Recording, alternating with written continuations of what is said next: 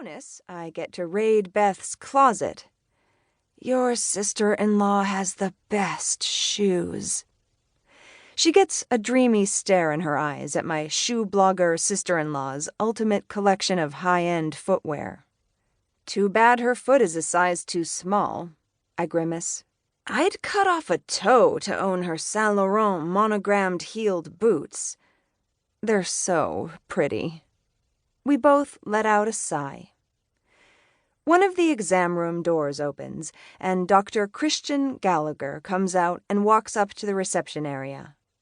I gaze up to see him, thick, dark hair and piercing green eyes set on a ruggedly handsome face.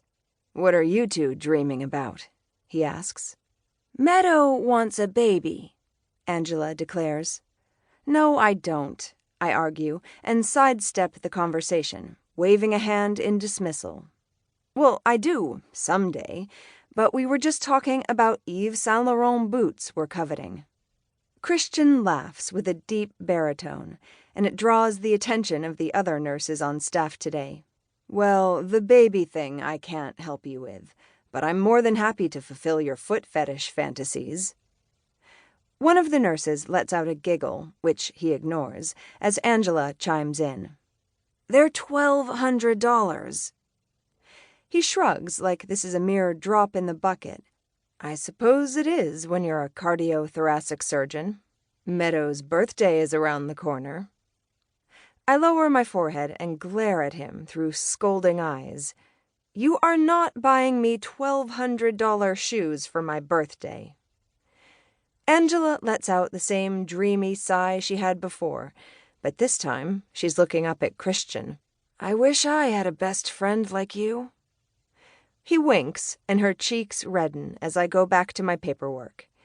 The exam room door opens again, and a patient exits.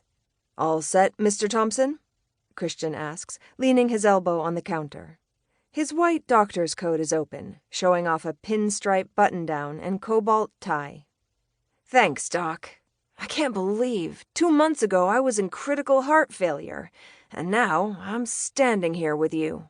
Mr. Thompson puffs his chest out like he's king of the world. "That's the miracle of surgery. I want you to follow up with my father in a few weeks, and I'd like to see you again in another 4 weeks to make sure that valve is strong," Christian advises as Angela hands him a follow-up card. "A father and son team, cardiologist and heart surgeon. There must be something in the Gallagher water," Mr. Thompson jokes as he grabs his coat from the rack and then tips his hat before walking out the front door and onto the streets of Manhattan. "That's your last patient of the day."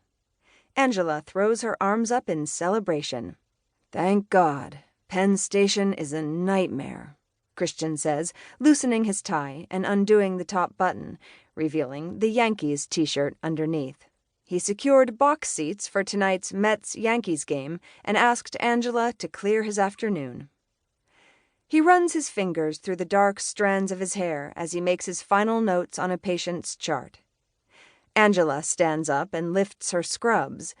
It looks like she's going to flash him when, really, she's proudly displaying her own Yankees t-shirt she bedazzled with pink rhinestones.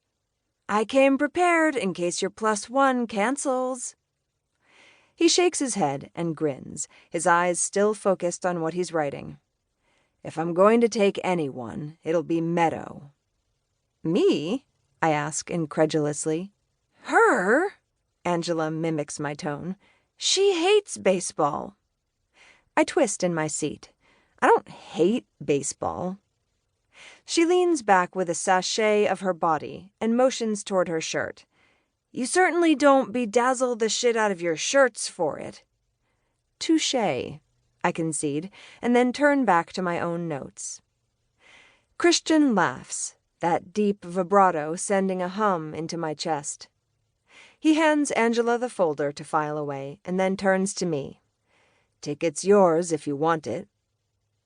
I look up to see him staring at me with mischievously grinning eyes.